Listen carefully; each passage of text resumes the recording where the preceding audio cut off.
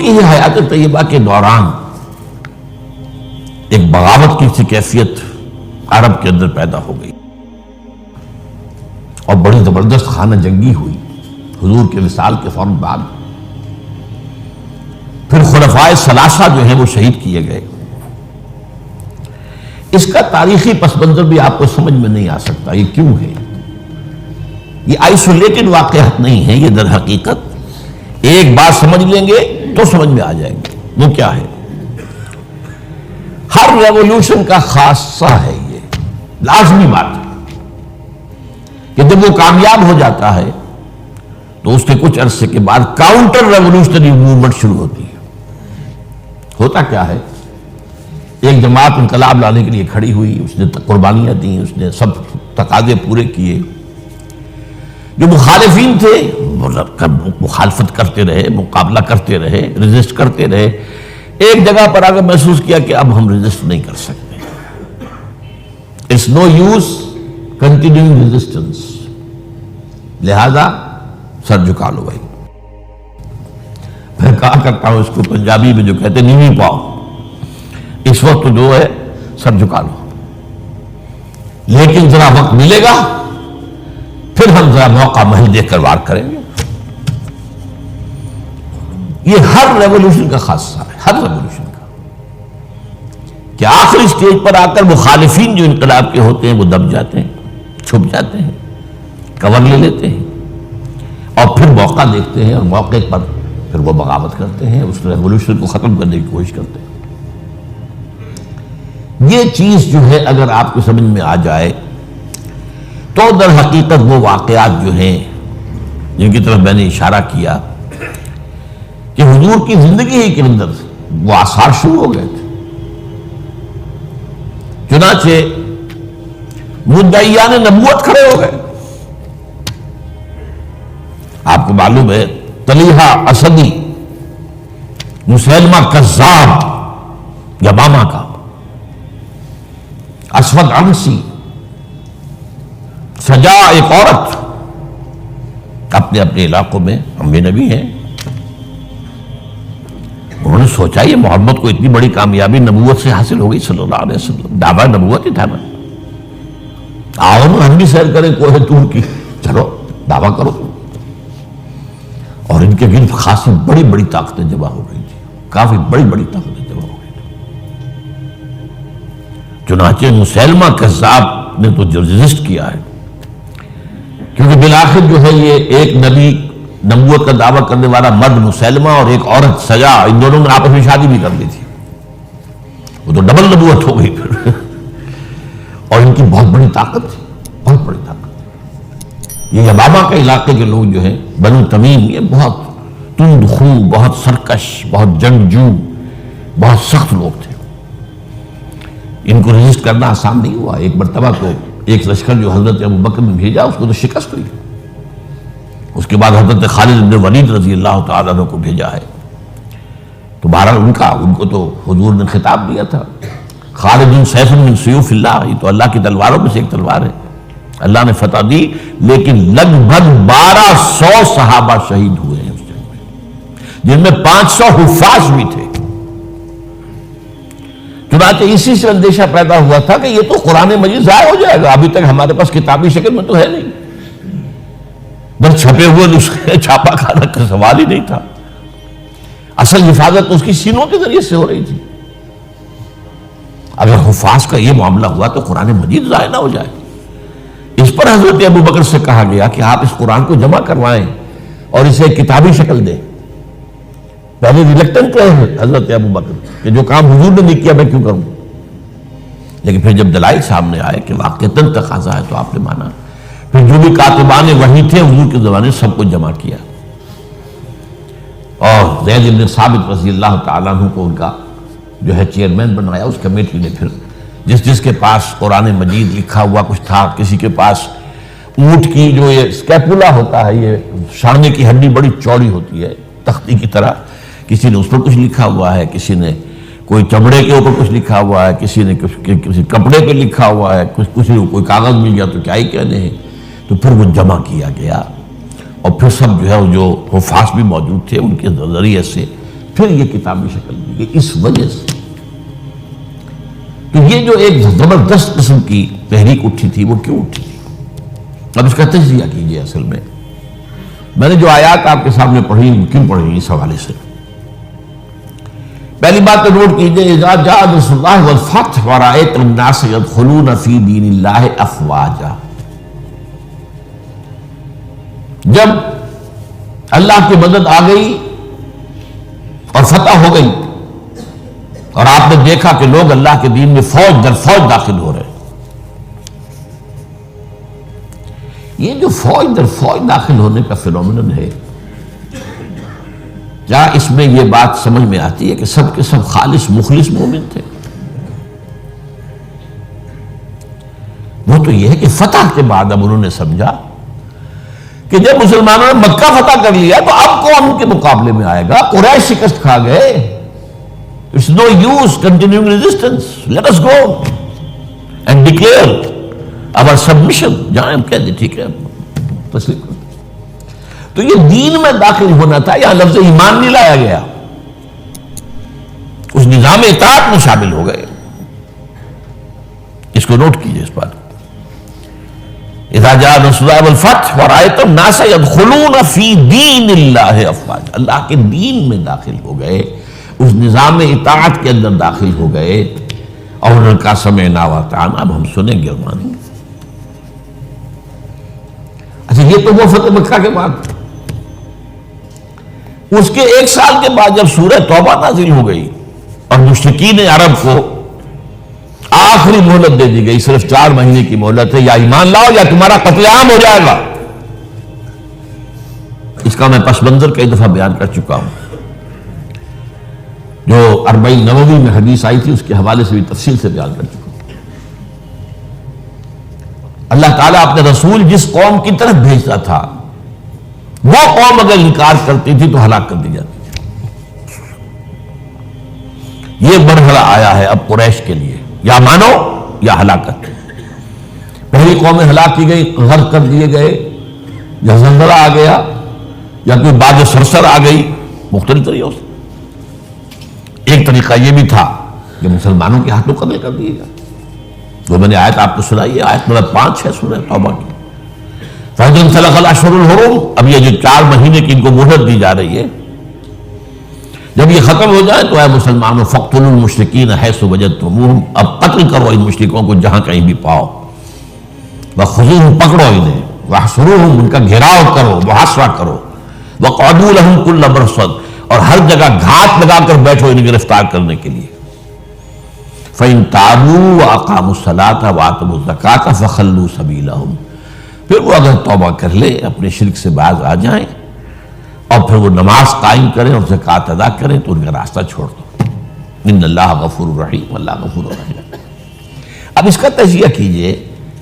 جو لوگ اس تھریٹ کے تحت ایمان لائے ہیں ان میں تو ظاہر بات ہے غالب اکثریت ان کو ہوگی کہ جو دل سے ایمان نہیں لائے، تو جان بچانے کے لیے ایمان لائے. ایسے بھی لوگ تھے، تاریخ سے معلوم ہوتا ہے کہ جنہوں نے اس پریشر کے تحت ایمان اسلام قبول کرنے سے انکار کر دیا، وہ عرب چھوڑ کر چلے گئے. کہتے ہیں کہ یہ جو ہمارا ایک کافرستان ایک علاقہ ہے، یہ جو واق خان کی پٹی کے ساتھ ہی ہے اور اس کے ساتھ ملتا ہوا ایک صوبہ ہے نورستان افغانستان میں. یہ ایک قوم ہے، ان کا کہنا یہ ہے کہ ہم ان لوگوں میں سے ہیں کہ جو ان آیات کے نزول کے بعد جو عرب چھوڑ کر باہر گئے کہ ہم نہیں مانیں گے اسلام. پھر جیسے جیسے ہم پڑھتے گئے پیچھے پیچھے اسلام بھی آ رہا تھا، فتوحات ہو رہی تھی، تو آگے آگے ہم پیچھے پیچھے اسلام، یہاں تک کہ ہم آ کر ہمارے آباء اجداد ان پہاڑوں میں آ کر انہیں پناہ لے لی. یہ چترال کا علاقہ اور یہ سارا جو ہے یہاں پر. تو یہ کہتے تھے ہم ان قرشیوں میں سے ہیں. ان کا ایک سردار اور ایک عالم مجھ سے ملا بھی تھا. اس کے بعد یہ ہوا کہ وہ علاقہ تقسیم ہو گیا. احمد شاہ ابدالی نے جب بنایا ہے نیا نقشہ افغانستان کا تو اس میں سے ایک حصہ اس علاقے کا افغانستان میں چلا گیا. وہاں امیر دوست محمد والی کابل نے انہیں کر دیا، ایک وارن کر دیا کہ آپ اتنی مہلت کے اندر ایمان لاؤ یا قتل کر دیے جاؤ گے. یعنی وہ سزا جس سے بھاگے تھے تمہارے آباء و اجداد وہ یہاں آ جائے گی. وہ ایمان لے آئے. وہ علاقہ نورستان کہلاتا ہے، اسلام کے نور سے منور ہو گیا وہ. اور اس کے ساتھ کا علاقہ پاکستان میں وہ ابھی تک کافرستان ہے. اس کو انہوں نے بلکہ ہماری حکومت نے بھی مینٹین کیا ہوا ہے. وہاں کسی کو تبلیغ کی اجازت نہیں ہے، کچھ نہیں. وہ چاہتے ہیں کہ یہ سیاحت کے لیے سیاحوں کی آمد وہ دیکھیں آ کر ان لوگوں کو، تو وہ برقرار رکھا ہوا پورا علاقہ. بہرحال یہ کیفیت اب یہ تجزیہ یہ کرنا ہے کہ جو لوگ اس وقت ایمان لائے ان میں اگر اکثریت نہیں تو باہر بہت بڑی تعداد ایسے لوگوں کی تھی کہ جنہوں نے صرف جان بچانے کے لیے وہ جو ہے وہ اپنا ایمان لانا جو ہے اور اسلام میں داخل ہونا قبول کیا، ورنہ حقیقت میں وہ اسلام میں تھا. اس کے بعد حضرت ابوبکر کی خلافت کے دوران اس سے بھی بڑا فتنہ کھڑا ہو گیا. ہم زکوٰۃ نہیں دیں گے، زکوٰۃ جو ہے وہ ہم دیں گے، خود تقسیم کر لیں گے، خود تقسیم کر دیں گے.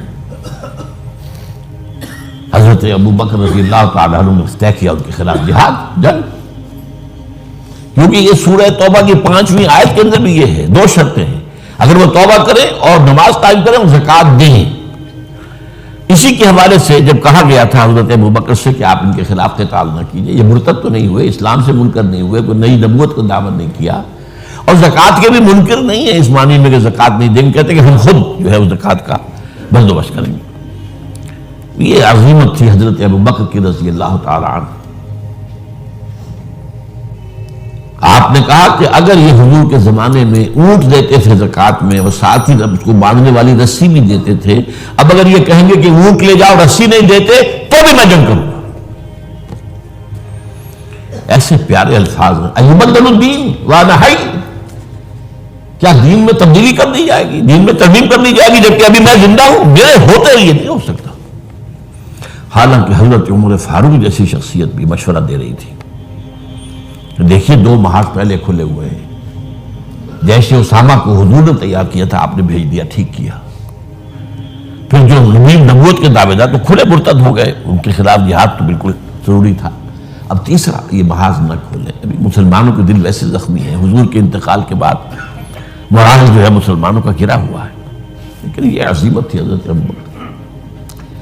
اب اس کو یوں سمجھیے ذرا تاریخی اعتبار سے تجزیہ کیجیے. اسلام کی فتح کا مطلب مذہبی اعتبار سے کس کی شکست تھی اور سلطنت کے اعتبار سے کس کی شکست تھی، اسی سے پتہ چلے گا کہ کاؤنٹر ریولیوشنری موومنٹس وہیں سے آئیں گی. اسلام کے غلبے کا مطلب تھا شرک کا خاتمہ. لہذا جو مشرک تھے عرب کے سابق جو اسلام لے آئے تھے، قالت الاعراب آمنا قل لم تؤمنوا ولکن قولوا اسلمنا، پورا تقریباً بدو عرب مرتد ہو گئے. بدو عرب، یہ مکہ مدینہ یہ شہر یہ بچے ہیں، ورنہ اکثر و بیشتر یہ اعراب. اس لیے اس آیت میں الفاظ کہ قالت الاعراب آمنا قل لم تؤمنوا ولکن قولوا اسلمنا ولما يدخل الايمان في قلوبكم. انہوں میں سے یہ مدعیان نبوت اٹھے، انہوں نے ہی زکوٰۃ کا انکار کیا. تو پہلا کاؤنٹر ریولیوشن حضور کے ریولیوشن کے خلاف جزیرہ نما عرب سے اندر سے برآمد ہوا ہے، مدعیان نبوت کی شکل میں اور منکرین زکوٰۃ کی شکل میں. بہرحال حضرت ابوبکر صدیق رضی اللہ تعالی عنہ کی جو اقبال نے اشعار کہے ہیں حضرت ابوبکر کی شان میں، اگرچہ ویسے تعداد دیکھی جائے تو حضرت علی، حضرت حسین کے، حضرت فاطمہ رضی اللہ تعالیٰ عنہ کی شان میں جو اشعار ہیں وہ بہت زیادہ ہیں تعداد میں، لیکن حضرت ابوبکر کی شان میں بھی چند اشعار جو ہے لیکن بہت ٹاپ کے. امن الناس بر مولائے ماں، کلیم اول سینائے ماں، ہمت او کشت امت راچو ابر، ثانی اسلام و غار و بدر و قبر. یہ 2 اشعار بڑی بڑی یوں سمجھ لیجیے کہ غزلوں پر اور مسئلے ابھارے. امن الناس، حضور نے فرمایا تھا مجھ پر جس نے کوئی احسان کیا ہے میں نے بدلہ چکا دیا ہے سوائے ابوبکر کے. اس کے احسانات کا بدلہ صرف اللہ دے گا. ہاں امن الناس بالموت، میرے مولا محمد صلی اللہ علیہ وسلم پر سب سے زیادہ احسان کرنے والا کون؟ ابو بکر. اور کلیم اول سینا ماں، جیسے صحرا سینا پر، کوہ سینا پر حضرت کلیم اللہ سے ہم کلام ہوئے، تو نبوت محمدی کے پہاڑ پر سب سے پہلے ابو بکر آئے. کلیم اول سینا ماں. ہمت، یہ لفظ تھا جو میں چاہتا دلانا، ہمت، ان کے اندر جو ہمت تھی، جو ول پاور تھی، ہمت وہ کشت ملت رات جو ابر، وہ تو بالکل ایسے ہے کہ جیسے کسی کھیتی کے اوپر ابر کا پانی برسے تو کھیتی لہلا اٹھتی ہے. یہ کام کیا ہے ہمت ابو بکر نے رضی اللہ تعالی، عظیمت. اور پھر جو بات کہی ہے ثانی اسلام و غار و بدر و قبر، پورے دیوان اسے ایک مصرے کے اوپر جو ہے نثار کر دیے جائیں. اسلام میں بھی نمبر 2 حضور کے بعد پہلے کون؟ ابو بکر.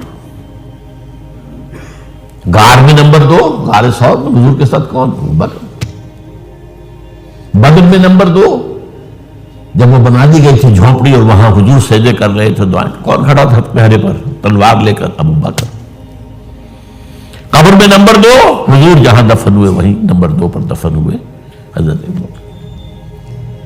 بہرحال یہ جو پہلا کاؤنٹر ریولیوشنری موومنٹ تھی جو عرب سے اٹھی ہے، حضرت ابو بکر کی ہمت و عظیمت نے اس کو کچل کر اور گویا کہ کنسولیڈیٹ کر دیا اثر نو ریولیوشن آف محمد صلی اللہ علیہ وسلم کو. وہ انقلاب پھر محکم ہو گیا، مستحکم ہو گیا. اور اب حضرت عمر کے حوالے ہو گئی بات. اچھا، مذاہب میں کس مذہب نے سب سے زیادہ زک اٹھائی اسلام سے؟ پہلے شرک، دوسرا یہودیت. عیسائیت سے تو مقابلہ ہوا ہی نہیں، کوئی جنگ نہیں ہوئی ہے عیسائیوں سے. غزوہ موتا ہوا ہے لیکن وہ بھی آخری دنوں میں. اور میں کئی دفعہ بیان کر چکا ہوں کہ عیسائیوں کا طرز عمل مسلمانوں کے ساتھ بہت بہتر تھا. نجاشی نے پناہ دی تھی، ہرقل جو ہے تیار تھا اسلام لانے کے لیے. ہرقلیس چاہتا کیا تھا؟ جیسے سن 300 عیسوی میں قسطنطین جو ایمپرر تھا روم کا، وہ عیسائی ہو گیا اور پوری مملکت عیسائی ہو گئی، تو نظام انٹیکٹ رہا، ایمپرر جو کا تو قائم رہا. اگر صرف ایمپرر قبول کرتا، پوری قوم نہ کرتی تو معاملہ فساد ہو جاتا. وہ یہ چاہتا تھا کہ اب میری پوری قوم میرے ساتھ جو اسلام لے آئے. وہ ایک لمبی بات ہے، اس وقت میں تفصیل میں نہیں جا سکتا، بہت پیاری حدیث ہے، بڑی طویل. تو اس کا مکالمہ ہے جو کہ اس نے ابو سفیان سے، اس وقت تک ایمان وہ نہیں لائے تھے. جب حضور کا خط پہنچا ہرقل کے پاس تو اس نے کہا کہیں کوئی عرب کے کوئی لوگ آئے ہوئے ہیں آس پاس، کوئی تاجر آیا کرتے تھے وہاں. معلوم وہاں ایک قبیلہ آیا ہوا، تو ان میں وہ ابو سفیان قبیلہ لے کر گئے ہوئے تھے، ان کو بلایا گیا. بہرحال وہ ایک لمبی بات ہے، حدیث ہے موجود بخاری کے.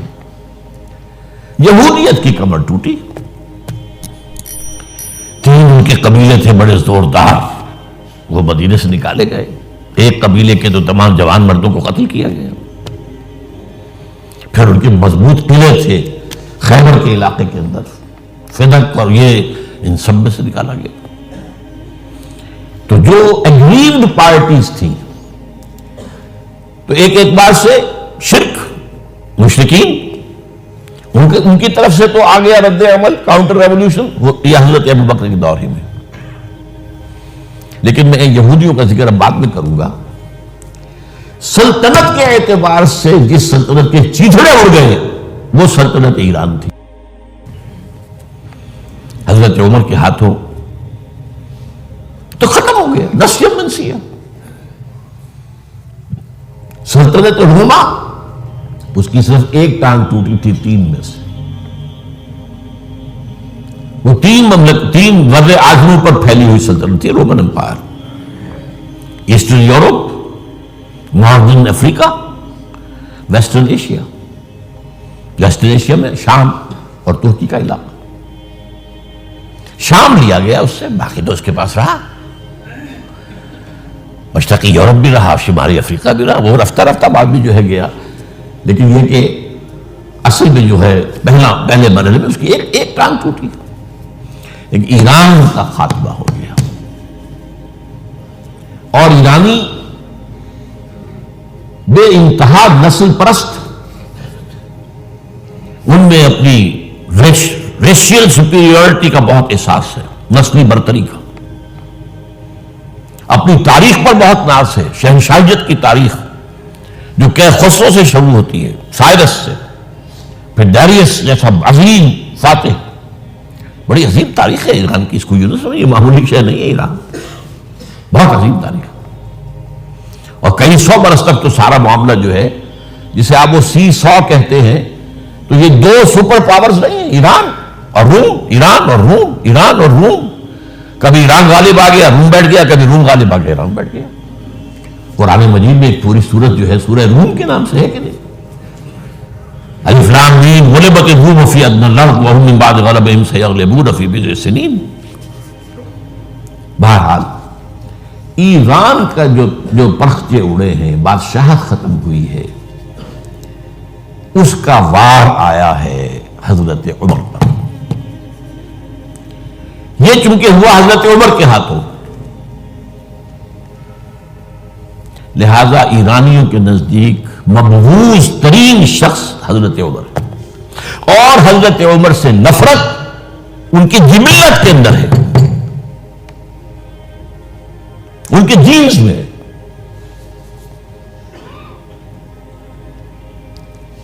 چنانچہ کس نے شہید کیا حضرت عمر کو؟ ابو لولو فیروز، ایک ایرانی غلام تھا حضرت مغیرہ کا رضی اللہ تعالی عنہ. اس نے آ کر حضرت عمر سے شکایت کی کہ حضرت مغیرہ جو ہیں ان سے مکاتبت میں کر رہا ہوں، وہ مجھ سے بہت زیادہ پیسے مانگ رہے ہیں. مکاتبت یہ تھی کہ غلام طے کر لیتا تھا کہ میں کمائی کر کے تمہیں اتنے پیسے دے دوں گا تو مجھے تم آزاد کر دینا. مکاتبت کہلاتا تھا کہ وہ اتنے پیسے مانگ رہے ہیں، بہت زیادہ زیادتی کر رہے ہیں. حضرت عمر نے پوچھا کہ تم کیا کیا کام جانتے ہو؟ اس نے گنوایا، میں یہ بھی جانتا ہوں، یہ بھی جانتا ہوں، یہ بھی جانتا ہوں، میں ترخان بھی ہوں، میں فلاں بھی ہوں، میں چکی بھی بناتا ہوں، میں یہ بھی کرتا ہوں. تو فرمایا کہ پھر تم پر یہ زیادہ نہیں ہے، جو مغیرہ تمہارے اوپر جس قدر رقم ڈال رہے ہیں زیادہ نہیں ہے. اور دیکھنا مجھے ایک چکی بنانی جانتے ہو تو ایک چکی مجھے بھی بنا کے دینا. کہا آپ کو تو میں وہ چکی بنا کے دوں گا جو ساری دنیا یاد کرے گی. دھمکی دے گئے، اور حضرت عمر نے پہچان لیا تھا کہ دھمکی دی اس نے. دوسری طرف اس کی پشت پر کون تھا؟ ہرمزان، یہ ایک بار جرنیل تھا ایرانی، شکست ہوئی، گرفتار ہو کر آیا کیونکہ بہت بڑا وار کرمنل تھا. اس کو فیصلہ کیا گیا اس کی گردن اڑا دی جائے. اب اس کی چال دیکھیے، ایرانی ذہن کہ مجھے ذرا پانی پینے کے لیے دے دیں اس سے پہلے کہ میری گردن اڑائی جائے. حضرت عمر نے فرمایا ہاں پانی دے دو. اب پانی کا کٹورا ہاتھ میں کہتا ہے دیکھیں مجھے ضمانت دیجیے جب تک میں یہ پانی نہ پی لوں مجھے قتل نہیں کریں گے. کہ ہاں ٹھیک ہے، جب تک تم یہ پانی نہیں پی لو گے تو میں قتل نہیں کیا. وہ کٹورا پھینک دیا پانی کا. کرو کا قتل مجھے کیسے کرتے ہو؟ یہ پانی تو میں نے نہیں پیا. چھوڑنا پڑ گیا اس کو، زبان کی بات تھی. وہ تھا اس کی پشت پر ابو لولو فیروز. اور ابو لولو فیروز کے اب بھی اس کے جیسے ائمہ اہل بیت کے اہل تشیع جو ہیں وہ ان کے مقبروں کی صریح بناتے ہیں، اس کے اوپر جالیاں، اس طرح اس کا ہے. اور حضرت ابو لولو فیروز کا حلقہ ہے، وہ قاتل عمر ہے رضی اللہ عنہ. تو سمجھ رہے اس بات کو؟ جو بھی اگریوڈ تھے وہیں سے کاؤنٹر اٹیک آنا تھا نا. اب آئیے یہود کی طرف. ظاہر بات ہے کہ جزیرہ نما عرب سے یہودیت کا خاتمہ ہو گیا. اس کے بعد مجھے اکثر اس معاملے میں یاد آ جایا کرتی ہے ایک پکچر کبھی کسی زمانے میں دیکھی تھی، ہیلن آف ٹرائے. وہ ٹرائے کا گھوڑا تو بہت سے لوگوں نے سنا ہوگا. کہانی ایسی ہے کہ ان کے تو اسپارٹا اور ٹرائے کے آپس میں جنگ تھی، اس میں وہ گھوڑا ایک بنا کر اس کے اندر چھپا کر فوجیوں کو وہ شہر کے اندر لے گئے تھے. اس جنگ میں ایک موقع پر جو ان کا سب سے بڑا یونانیوں کا جو سب سے بڑا سردار تھا، وہ جو ان کا سب سے بہادر شمار ہوتا تھا، وہ قتل ہو گئے۔ تو ایک یونانی جو ہے دوسرا سردار کھڑا ہو کر کہتا ہے so this is the end of Greek bravery but not of Greek treachery. یہ یونانیوں کی بہادری کا تو خاتمہ ہو گیا اس شخص کی موت کے ساتھ، یونانیوں کی عیاری تو ختم نہیں ہوئی نا۔ تب اس نے پھر یہ پہلے تو پسپائی کروا دی، سب کے سب چلے گئے۔ ابھی ٹرائے والے دیکھ رہے جا رہی ہیں فوجیں چلی گئیں، جہازوں میں بیٹھ کے بھی روانہ ہو گئے۔ پھر کچھ عرصے کے بعد واپس آئے، خفیہ طور پر گھوڑا بنا کر لائے بہت بڑا، اس کے پیٹ میں اپنے فوجی بھرے۔ اب وہ جو ہے لوگوں نے دیکھا بعد میں ٹرائے کا گھوڑا ہے، اس کو وہ لوگ اندر لے گئے، وہ خوشیاں منا رہے ہیں فتح کی۔ رات کو جب وہ شراب کے نشے میں دھت ہو چکے ہوئے تھے، وہ اس میں سے نکلے، پیٹ میں سے انہوں نے قتل کیا ہے۔ تو وہ ٹریچری ہے۔ تو یہودیوں کی بریوری تو ختم ہو گئی جبکہ خیبر فتح ہو گیا اور وہاں کے بڑے بڑے قلعے حضرت علی رضی اللہ تعالیٰ عنہ کے دست مبارک سے، اور ان کا بہت بڑا مرحب، بہت بڑا سردار، بہت بڑا طاقتور، وہ قتل ہوا حضرت علی کے ہاتھ رضی اللہ تعالیٰ عنہ۔ But not the Jewish treachery. وہ ٹریچری اب شروع ہوتی ہے حضرت عثمان کے زمانے میں۔ عبداللہ ابن سبا ایک یہودی ہے یمن کا، وہ اسلام کا لبادہ اوڑھ کر اسلام میں آ گیا مدینے میں۔ یہاں اس نے اس معاشرے کا خوب تجزیہ کیا، یہاں کیا کیا چیزیں ہیں، کون کون سی فورسز ایٹ پلے ہیں، میں کس دختری رگ کو چھیڑ سکتا ہوں۔ میں نے محسوس کیا کہ بنو ہاشم اور بنو امیہ کی بڑی پرانی جو ہے چپقلش اور مسابقت، ایک طرح کا مقابلہ قریش کے ان دو بڑے گھرانوں کے اندر، یہ ان کی ہڈیوں کے اندر ہے، اس کو اٹھایا۔ اب عجیب بات اصل میں یہ ہے کہ خلیفہ اول نہ بنو امیہ میں سے تھے نہ بنو ہاشم میں سے، بنو ہاشم اور بنو امیہ کا معاملہ تھا۔ قریش تو سب ہے، جیسے وٹو بہت بڑا قبیلہ ہے، انہیں مانے کے، لالے کے، شامد کے، یہ پھر ایک ایک شخص کے نام سے ہوتے، لالے کے کوئی لالا ان میں سے ہوگا، اس کے لالے والے ہو گئے، شامد کوئی شاہ محمد ہوگا، اس کے اولاد جو ہے وہ شامد کے ہو گئے، تو یہ مانے کے لالے کے، یہ سب کیا وٹو ہیں۔ تو قریش جو ہے ایک بڑا قبیلہ تھا، اس میں گھرانے یہ تھے، بنو امیہ، بنو ہاشم۔ حضرت ابو بکر نہ بنو ہاشم میں سے تھے نہ بنو امیہ میں سے تھے، بنو تین میں سے تھے، چھوٹا سا قبیلہ تھا۔ حضرت عمر بھی نہ بنو ہاشم میں سے تھے نہ بنو امیہ میں سے تھے، بنو عدی میں سے تھے۔ اب یہ حضرت عثمان تھے کہ جو بنو امیہ میں سے تھے۔ یہاں سے اس نے اٹھائی بات اور ایسی ایسی باتیں شروع کی جو عوام جو ہیں، جو پورا رسوخ فی العلم حاصل نہیں ہوتا، وہ اس کے اندر بہہ جاتے ہیں۔ دیکھو یہ کیسے ہو سکتا ہے کہ ہمارے نبی جو ہیں وہ تو زمین میں دفن ہے اور عیسیٰ جو ہے آسمان پر بیٹھے ہیں، اور عیسیٰ تو دوبارہ آئیں گے اور ہمارے نبی نہیں آئیں گے، آئیں گے وہ بھی آئیں گے۔ اور ہر نبی کا ایک وصی ہوتا ہے، محمد کا وصی علی ہے، اسے ہونا چاہیے خلیفہ، وہ بنو ہاشم میں سے ہے۔ باقی جو بھی خلیفہ بنا ہے غاصب ہے، ابو بکر غاصب، عمر غاصب، اور اب جو ہے سب سے بڑا غاصب نہیں غصاب کہہ لیں اس کو، وہ تو بنو امیہ میں سے عثمان۔ ہاؤ کم، کیسے خلافت اس کی؟ اور اس نے اس تک بات بڑھائی ہے کہ حضرت علی تو خدا ہے، اوتار ہے خدا کا۔ یہ ساری چیز آج بھی یا علی مدد کا نعرہ جو لگ رہا ہے، یہ وہی سبائیت کے اثرات ہیں۔ یا اللہ مدد کا نعرہ نہیں لگاتے، یا محمد مدد کا نعرہ کوئی نہیں لگاتا، یا علی مدد۔ تو یہ ساری چیزیں جو ہے سمجھنے کی۔ حضرت علی رضی اللہ تعالیٰ عنہ کے بارے میں غالب بھی کہتا ہے مشغول حق ہوں بندگی بوتراب میں۔ بوتراب حضرت علی، ان کی بندگی کرتے ہوئے میں اصل میں اللہ کی بندگی، میں ان کی بندگی کرتا ہوں گویا کہ اللہ کی کرتا ہوں۔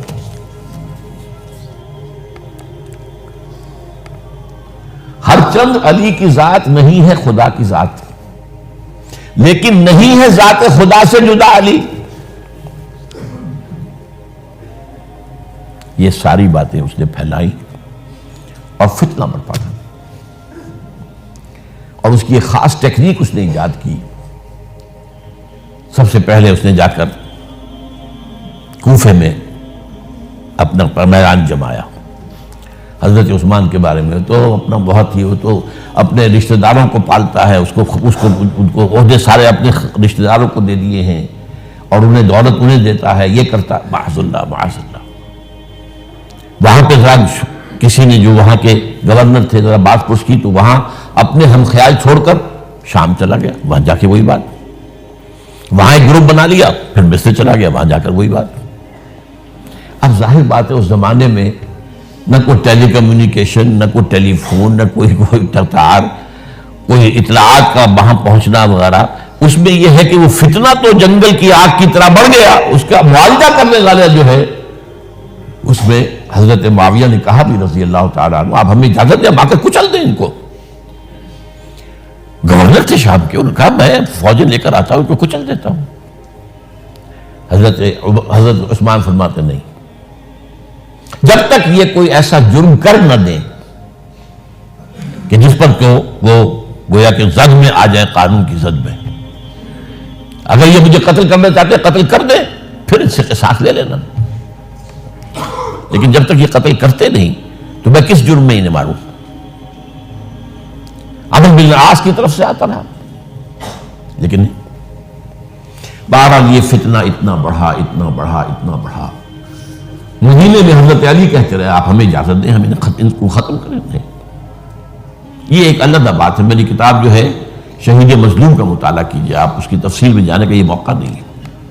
یہ کتنی بڑی عظیمت ہے، لوگ سمجھتے ہیں کہ یہ تو بڑی کمزوری دکھائی ہو حضرت عثمان، میں کہتا ہوں اس سے بڑی عظیمت کوئی نہیں ہو سکتی۔ انہوں نے کہا میں کسی کلمہ گو کی جان لینے کو تیار نہیں ہوں جب تک کہ اس کے اوپر کوئی جرم ثابت نہ ہو جائے۔ کلمہ گو ہے، آپ اندازہ کیجئے، اس پر اڑے رہنا، ڈٹ جانا۔ یہ تو وہی بات ہے جو حابیل نے کہی تھی اپنے بھائی سے قابیل سے کہ بھائی جان اگر آپ مجھے قتل کرنے کے لیے ہاتھ بڑھائیں گے تو میں تو اپنا ہاتھ نہیں اٹھاؤں گا آپ کو قتل کرنے کے لیے، میں تو چاہتا ہوں کہ آپ اپنے گناہوں کے ساتھ میرے گناہ بھی لے جائیں، مجھے قتل کر دیں گے تو میرے گناہ جو حساب ہے آپ کے خاتم ہو جائے گا۔ حضرت عثمان ہزار مربع میل کا رقبہ ہے جس کے اوپر کہ ان کی حکومت چل رہی ہے، اور فوجیں ہیں مصر سے اور دمشق سے بار بار اجازت مانگ رہی ہیں، یہاں حضرت طلحہ، حضرت زبیر، حضرت علی اجازت مانگ رہے ہیں، نہیں، جب تک یہ کوئی جرم کر نہ لیں اس وقت تک نہیں، جب یہ جرم کر لیں گے پھر تم لینا اس سے قصاص سزا دے دینا۔ چنانچہ آخری وقت تک بھی یہ ہوا ہے کہ حضرت علی کے دونوں صاحبزادے حضرت حسن، حضرت حسین، حضرت عثمان کے دروازے پر کھڑے پہرا دے رہے تھے، عبداللہ ابن زبیر پہرا دے رہے تھے، لیکن وہ جو بلوائی تھے وہ پچھواڑے سے کہیں دیوار پھلانگ کے گئے، انہوں نے حضرت عثمان کو شہید کیا رضی اللہ تعالیٰ۔ یہ ہے اصل میں یہودیت کا بیک لیش، یہودیت کا انتقام، اور جو سازشی ذہن اللہ نے ان کو دے رکھا ہے اس میں کوئی شک نہیں، ذہین انتہائی تباہ قوم ہے، لیکن ان کا جسے ہم کہتے ہیں ایول جینیس، تو ان کی ذہانت کا جو ہے میدان سازش، اور اس میں اتنے ماہر ہیں کہ وہ زخم لگایا ہے اسلام کو، جسد ملی کو، ابھی تک اس سے خون رس رہا ہے۔ یہ سنیت اور شیعت کی تقسیم کہاں سے شروع ہوئی؟ وہی سبائیت، وہیں سے تو ہے نا۔ حالانکہ جب حضرت علی کی بیعت ہو گئی ہے تو حضرت علی نے پھر عبداللہ ابن سواد نے کہا توبہ کرو، تم کہتے ہو کہ میں خدا ہوں، توبہ کرو ورنہ میں تمہیں زندہ جلا دوں گا۔ نہیں، تم ہماری جتنی چاہے آگ مالو، ہم کہتے تم اللہ ہو۔ اسے 40 آدمیوں سمیت حضرت علی نے زندہ جلوایا، اور یہ بات اہل تشیع کی کتابوں میں لکھی ہوئی ہے۔